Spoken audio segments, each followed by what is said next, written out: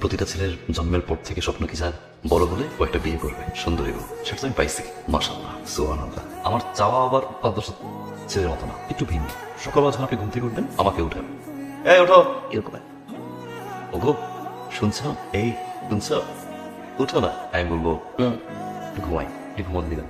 সেই আচরণ নিয়ে আমার কানের ভিতরে তারপরে একটা চা দিবেন, দিয়ে বলবেন মর্নিং। রান্না করতে যখন যাবেন, আপনার অনেক ঘাম ঝরবে, আপনি মুছবেন না, আমি মুছবো। আচরণ দিয়ে আমি পাশে থাকবো, ঘাম ঝরবে, মুছে দেবে। এরপর যখন শাওয়ারে যাবেন, আপনি গোসল যখন যাবেন, এই আপনি তোমাকে সালামই করলেন, আসলে ঘরে সালাম করবেন না। সুযোগ দিয়েছেন, উঠে দাঁড়ান। আমি সালামি সালামি।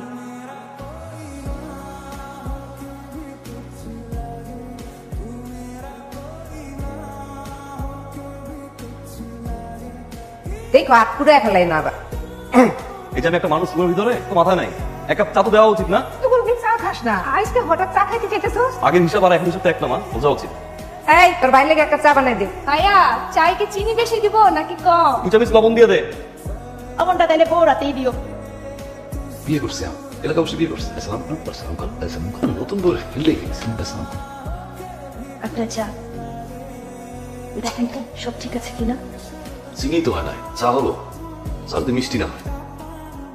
এবার দেখেন তো। বাহ কি মিষ্টি, কি স্বাদ।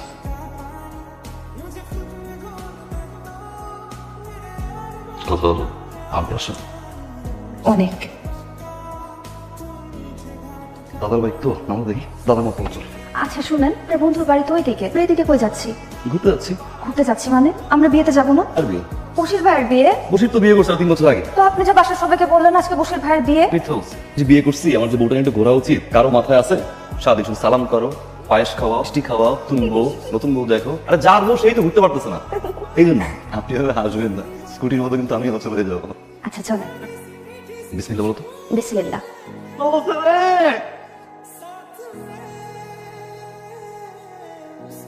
উজ্জ্বলের বিয়েতে খালুজান যে নাচ নাচলেন, নায়ক জিতেন্দ্র ভেট।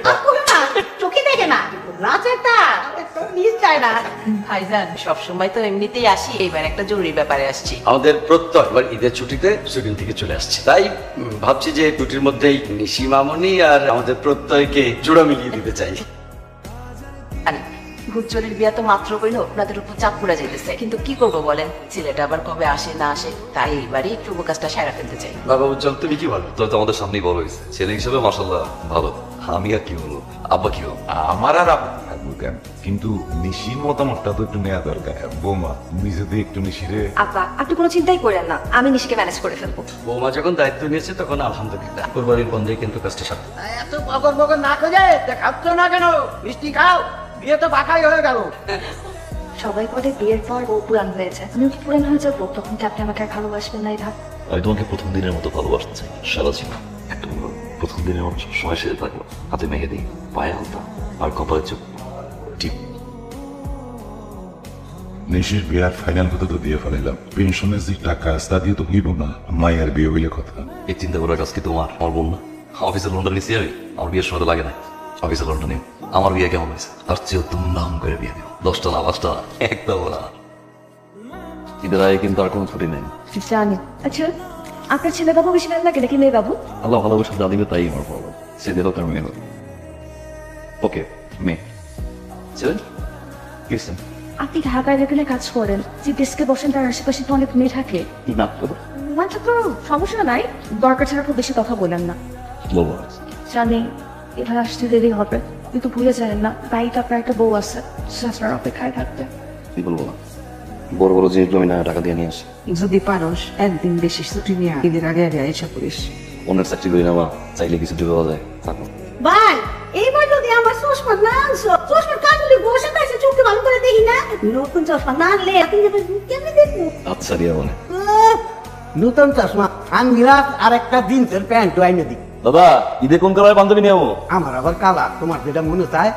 ঠিকঠাক মতো থাকিস, চিন্তা করিস না। তুই নিশির বিয়ের লেগে কোনো চিন্তা ভাবনা করিস না, টাকা পয়সা ম্যানেজ করে। শরীরের খেয়াল রাখেন। ঠিক আছে, আল্লাহ নবী। দাদা আসি। ভালো থেকো, বিসমিল্লাহ বলে দাও। যাই যাই না, বলেন আসি, ফিয়া মানিলা। সেবার ঘুমায় পড়েন না, কোনটা দিলে কোনটা ধরেন। আমার সালামি দেন। একদম বলো না ভালোবাসেন। ভালোবাসি, অনেক ভালোবাসি। দিব না আমি ফুলটা ধরে।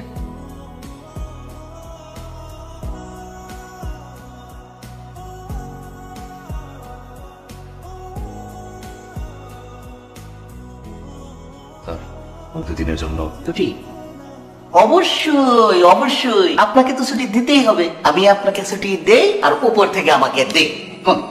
ঈদের আগে আর কোনো ছুটি দিতে পারবো? কাজ যাও, কাজ করো। ভাবি এই কি করছিস? কি হইছে তোমার? বসো, অস্থির অস্থির লাগতেছে তোমার। এই সকাল থেকে দেখতেছি কি করতেছো। ডাক্তারটা কি? রাত থেকে কেমন জানি অস্বস্তি লাগতেছে। হয় সত্যি? মা, দাদি, এদিকে আসো, তাড়াতাড়ি আসো। এদিকে আসো, মা কই? কিসে? আরে জিজ্ঞাসা করো, কিসে গো মা? বমি করতেছে সকাল থেকে। বাবু,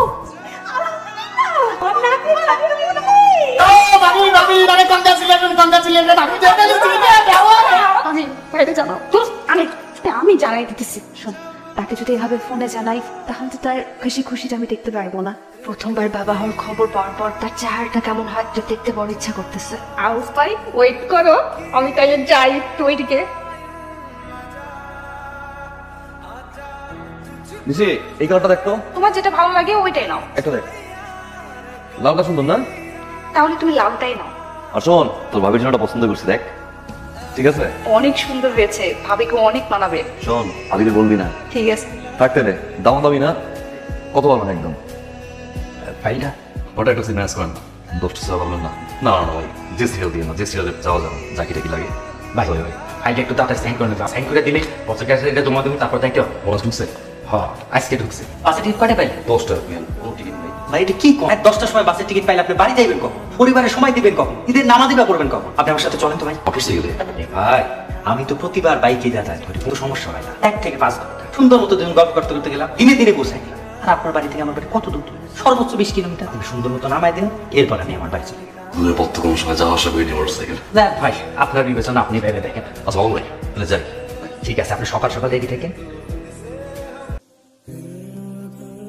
উজ্জ্বল ভাই, কোন সব থাকতে আমাদের অফিসের কি সুন্দর একটা নিয়ম কারণ চলতো, বেতনটাও ঠিকঠাক মতো দিয়ে পাইতাম।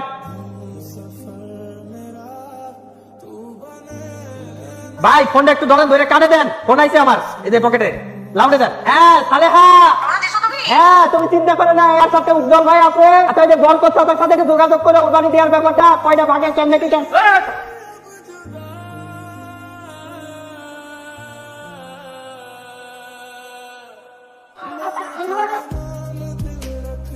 নাম করে বিয়ে তোর আওয়াজটা একদম না।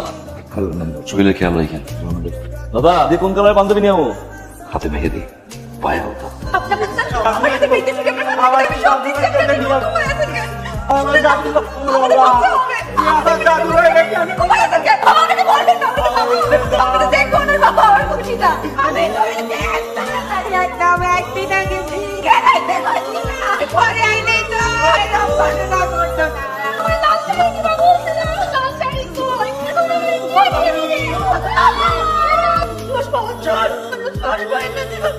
আমি তো চোখ ভালো মনে করে দেখি না।